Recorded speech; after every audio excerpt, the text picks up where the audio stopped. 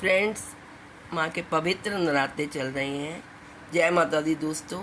और 6 अक्टूबर को माँ दुर्गा का चौथा नवरात्रा है, यानी इस दिन माँ दुर्गा के चौथे स्वरूप की पूजा की जाती है, जिसका नाम है कूष्मांडा।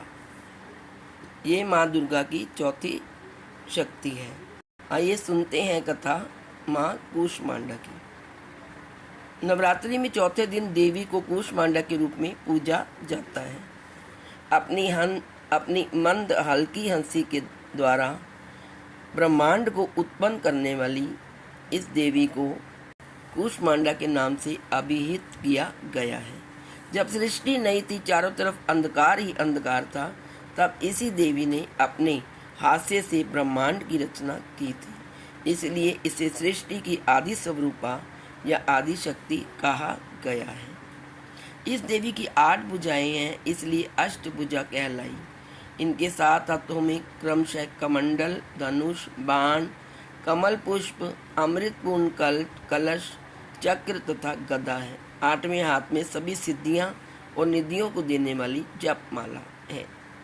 इस देवी का वाहन सिंह है और इन्हें कुम्हड़े की बलि अति प्रिय है। संस्कृति में कुम्हड़े को कूष्मांड कहते हैं, इसलिए इस देवी को कूष्मांडा कहा जाता है। इस देवी का वास सूर्य मंडल के भीतर लोक में है। सूर्य लोक में रहने की शक्ति क्षमता केवल इन्हीं में है, इसलिए इनके शरीर की कांति और प्रभा सूर्य की भांति ही दीप्यमान है। इनके ही तेज से 10 दिशाएं आलोकित हैं। ब्रह्मांड की सभी वस्तुओं और प्राणियों में इन्हीं का तेज व्याप्त है।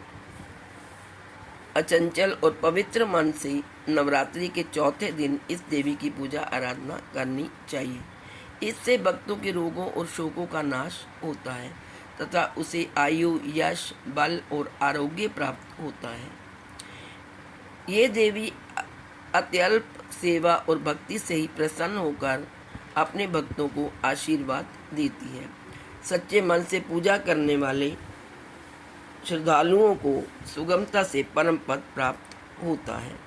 कूष्मांडा की विधि विधान से पूजा करने पर भक्त को कम समय में ही कृपा का सूक्ष्म भाव अनुभव होने लगता है।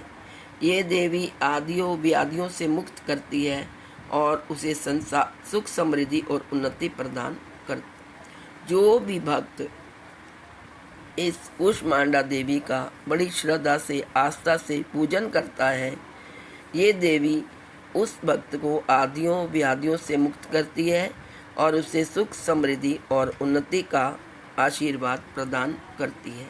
इसलिए इस देवी की उपासना में भक्तों को सदैव तत्पर रहना चाहिए। जय माता दी दोस्तों।